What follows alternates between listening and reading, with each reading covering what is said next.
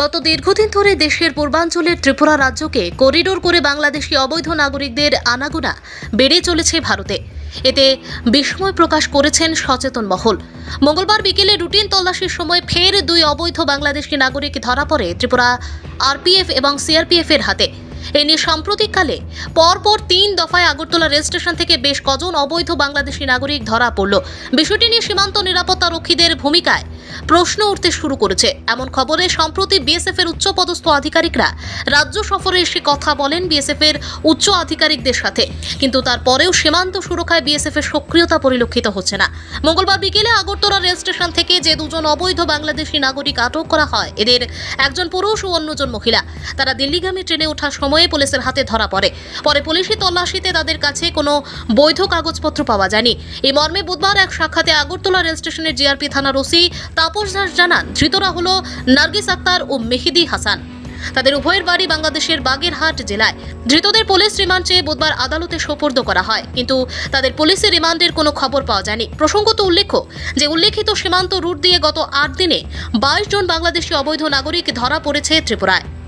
ভানু চন্দ্রের রিপোর্ট। কিভাবে তাদেরকে ধরা হয়েছে এবং কোন জায়গা থেকে?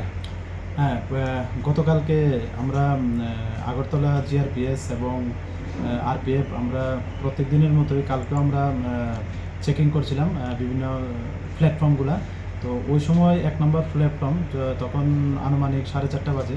তখন দেখলাম যে একজন মহিলা আর একজন পুরুষ তারা ওই ট্রেনে ওঠার চেষ্টা করছে। তারপর আমাদের দেখে সন্দেহ হলো। তারপর আমরা ওদেরকে ডিটেইন করি এবং বললাম যে তারা কোথা থেকে আসলো বা তাদের কি আইডেন্টিটি। তখন তারা প্রথমে তো বলেছিল যে তারা ইয়েতে যাবে, কি বলে, দিল্লিতে যাবে এবং তাদের কাছে আই কার্ড আছে। তো বললাম যে দেখার জন্য, কিন্তু তারা ওইরকম কোনো সাপোর্টিং ডকুমেন্ট দেখাতে পারেনি। তারপর তারা স্বীকার করেছে যে তারা বাংলাদেশি নেশালা।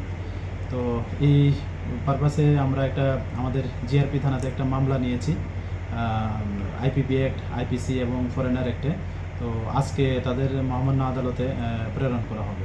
প্রত্যেক দিনই বাংলাদেশিরা ধরা পড়ছে, তাতে কি সীমান্তের নজরদারিতে কোনো রকম বাধা হচ্ছে নাকি? এরকম একটা তো ব্যাপার মনে হচ্ছে।